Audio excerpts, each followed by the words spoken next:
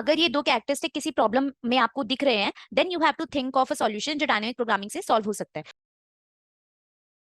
Hello everyone, welcome back to learn and code supported by Newton School. So recursion की इस playlist में अभी तक हमने देखा है what is recursion, what are the various types of recursion, what is memorisation, then we solve some problems around recursion and memorisation, and in the last video we covered about what is the relationship between recursion, memorization and dynamic programming. So in this video and going forward from this video, we are going to solve some problems around dynamic programming because it is a very important concept from theory perspective and from placement as well. So in today's video, we are going to solve some problems around 1D dynamic programming, which is basically using 1D array with the concept of dynamic programming to solve some problems. So without any further delay, let's get started with the video. So सबसे पहले 1D dynamic array का concept समझने के लिए हम कुछ easy problems pick करेंगे. So let's try to cover Fibonacci series first. Fibonacci series. हम ये क्वेश्चन ऑलरेडी कवर कर चुके हैं in recursion and memorization, but still I am going over the same question so that you can see the relationship between the solution of a recursion program, then a solution through memorization and the solution through dynamic programming. So we are solving it through 1D dynamic programming. So हमने last video में already cover कर लिया था कि dynamic programming क्या होता है and क्या क्या फैक्टर्स हमें देखने चाहिए ये डिटरमाइन करने के लिए whether question can be solve using dynamic programming और नॉट. सो दो यहाँ पे पॉइंट्स होते थे. First is optimal substructure and overlapping sub problems. अगर ये दो कैरेक्टरिस्टिक किसी प्रॉब्लम में आपको दिख रहे हैं, then you have to think of a solution जो डायनेमिक प्रोग्रामिंग से सॉल्व हो सकता है. सो इसमें अगर आप इस क्वेश्चन में देखो, ये हम वैसे लास्ट वीडियो में भी कवर कर चुके हैं कि इस क्वेश्चन का जो ट्री बनता है वो बाइनरी नेचर का होता है and it is something like this. अगर आपको nth नंबर फाइंड आउट करना है फिबोनाची सीरीज का, then you have to add two values. n-1 का जो भी नंबर होगा एंड n-2 पोजीशन पे जो भी फिबोनाची नंबर होगा, इन दोनों को जब आप ऐड करोगे then you are going to have the result for your bigger problem. So इसका जो ट्री बनता है recursion tree, it is something like this. यहाँ पे हमारी नोड्स होंगी and every node has two child, क्योंकि हर नोड जो है वो दो नोड्स की एडिशन से बनी हुई है. एंड इसका जो फंक्शन होता है it looks something like this, n-1 plus n-2. सो यहाँ पे हम क्या बोल रहे हैं, that the Fibonacci number at nth position is equal to the Fibonacci number at n-1th position plus at n-2 position, right? So ये हमारा इसका बेसिक ट्री होता है एंड फंक्शन होता है एंड इसको हमने रिकर्शन से ऑलरेडी सॉल्व किया हुआ है एंड ऑप्टिमाइजेशन के लिए हमने मेमोराइजेशन से भी इसे सॉल्व किया हुआ है. नाउ लेट्स सी हम इसमें 1D डायनेमिक प्रोग्रामिंग कैसे लगा सकते हैं.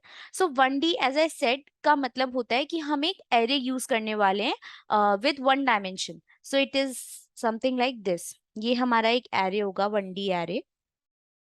इसमें कुछ सेल्स होंगे एंड ये इनके इंडेक्स है. नाउ अब अगर हम मैपिंग करें इस एरे की इस फंक्शन के साथ, तो what we can do is we can say that the zeroth index in this 1D array represent the first Fibonacci number जो हमारी सीरीज में होता है 0 1 1 2 3 5 एंड सो ऑन. तो यहाँ पे जो ये 0 है that is our first Fibonacci number, right? So हम बोल सकते हैं कि जीरोथ इंडेक्स पर हमारा फर्स्ट फिबोनाची नंबर स्टोर हुआ है. Then at first index we are storing the second Fibonacci number and so on. So यहाँ पे अगर हम बोले, यहाँ पे 0 स्टोर है, 1 स्टोर है, देन यहाँ पे भी 1 स्टोर है एंड लेट्स से आपको ये सीरीज नहीं पता कि अब नेक्स्ट नंबर क्या होने वाला है. तो अगर मैं आपको इतनी इंफॉर्मेशन दूं, सो कैन यू प्रिडिक्ट कि हमारा जो नेक्स्ट नंबर होगा वो क्या होने वाला है. आपके पास सिर्फ इतनी इंफॉर्मेशन है. आपको ये पता है कि जिस पोजीशन का आपको नंबर इवेल्युएट करना है उसकी लास्ट 2 पोजीशन आपको ऑलरेडी पता है क्योंकि वो आपने एक एरे में स्टोर की हुई है. So can you evaluate the number जो यहाँ पे हमारा आ सकता है. सो ऑफ कोर्स यहाँ पे काफी इजी रहेगा, हमें बस इन दोनों वैल्यूज को ऐड करके यहाँ डालना है, राइट? सो यहाँ पे आ जाएगा 2. सिमिलरली अगर आपको इस इंडेक्स का फिबोनाची नंबर निकालना होगा, so all you need to do is आपको लास्ट जो फिबोनाची नंबर्स कैलकुलेट करे हैं आपने, उन दोनों को ऐड करके रिजल्ट को स्टोर करना है सेम एरे में.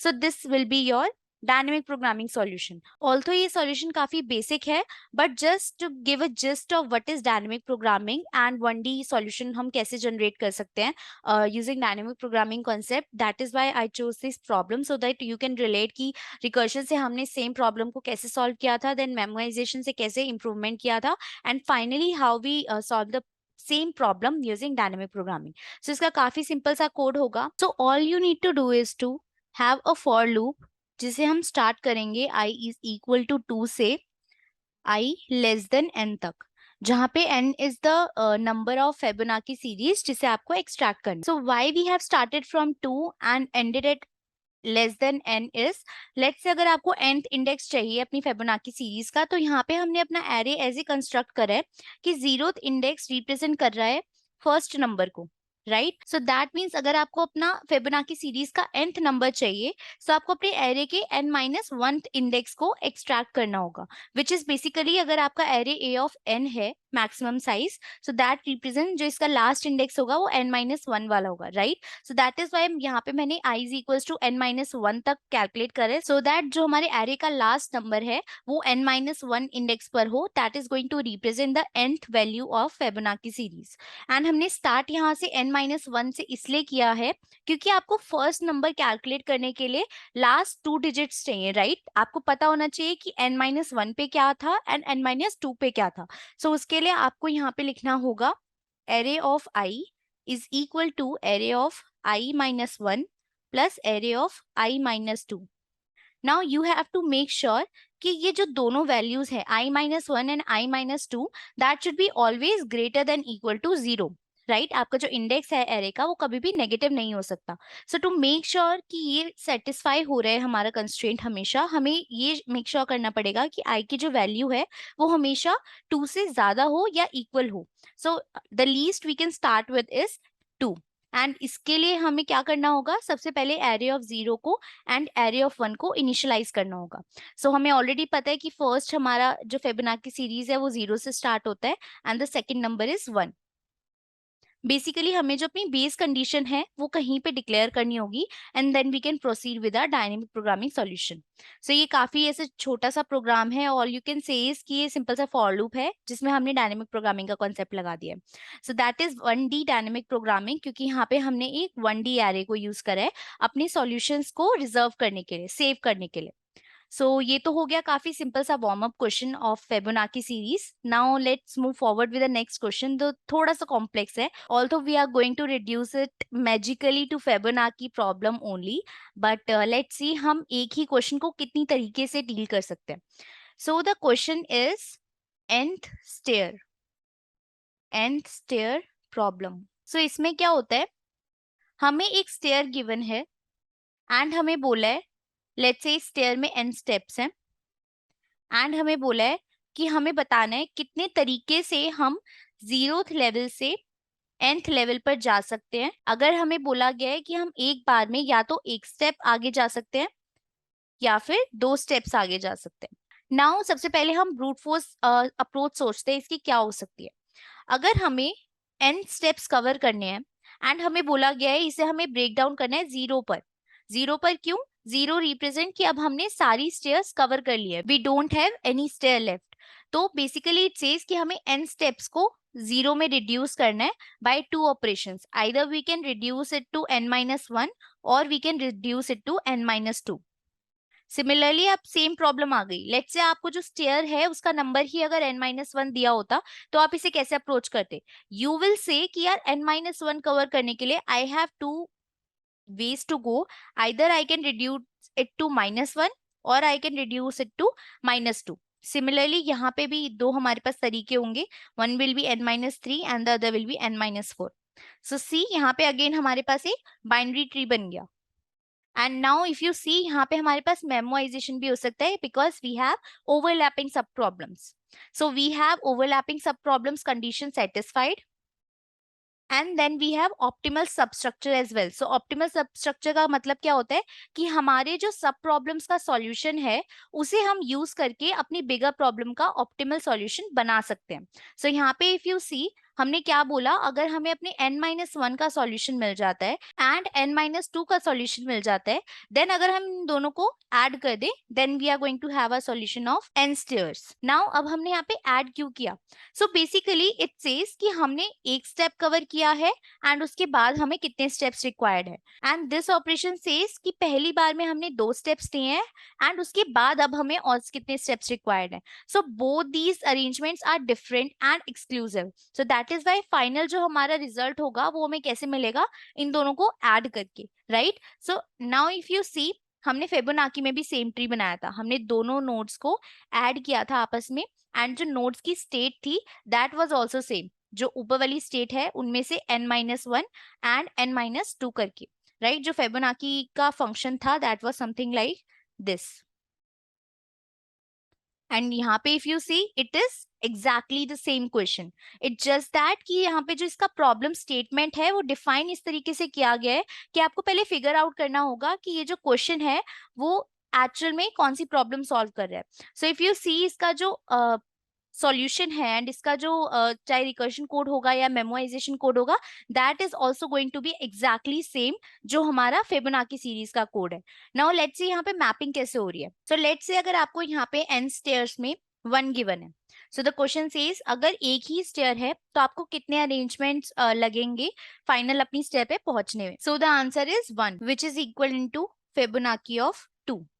नाउ अगर हमें स्टेयर्स गिवन होती 2, तो यहाँ पे क्या होता, either you can do climb and climb, so यहाँ पे this can be one arrangement, or you can directly move 2 steps at a time, so this is also a different arrangement, so we have 2 arrangements, so the answer is 2 which is same as Fibonacci of 3, right। हमारी Fibonacci series ऐसे चलती है and so on, so if you see this is Fibonacci of 2 and this is Fibonacci of 3। now अगर हम यहाँ पे 3 का example ले, so we have 3 ways, either 1 1 1 और 2 1 और 1 2, राइट। सो यहाँ पे हमारे पास हो गए 3 तरीके। नाउ अगर हम इस क्वेश्चन को थोड़ा मॉडिफाई करें, इसका सॉल्यूशन तो वी हैव ऑलरेडी कवर्ड, इसका एग्जैक्ट सेम सॉल्यूशन होगा 1D डायनेमिक प्रोग्रामिंग का, बट अगर क्वेश्चन हमारा होता कि we have 3 ways to go, either we can move n-1 n-2 और n-3, तो इसका आंसर क्या होता। Now we are going to have a tree जिसमें हर ब्रांच के 3 नोड्स होंगे। यहाँ पे क्या होगा, n को कवर करने के लिए we have 3 ways, either we can take 1 step at a time and then we can calculate हमें और कितने स्टेप्स रिक्वायर्ड है, और we can take a move with 2 steps at a time and then we are going to calculate कि आगे हमें कितने steps required है, और हम एक बार में 3 स्टेप्स ले सकते हैं and then we are going to calculate हमें आगे और कितने स्टेप्स रिक्वायर्ड है।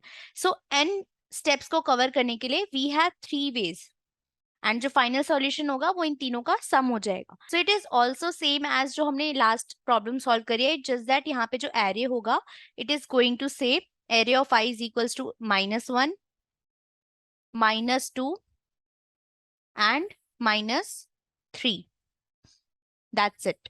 Now this is your solution, आपको बस फॉर लूप लगा के अपने एरे को अपडेट करना है एंड अपना फाइनल रिजल्ट कैलकुलेट करना है। नाउ ये तो हो गया हमारा n stairs problem, but there are lot of problems जो 1D डायनेमिक प्रोग्रामिंग के अंदर काउंट होते हैं, and it's a good way to start with dynamic programming, so I would highly suggest you to go and check out some of the problems which is related to 1D dynamic programming, so that you will get more confidence on this concept and we can move ahead with more difficult problems like 2D dynamic programming and graphs with DP.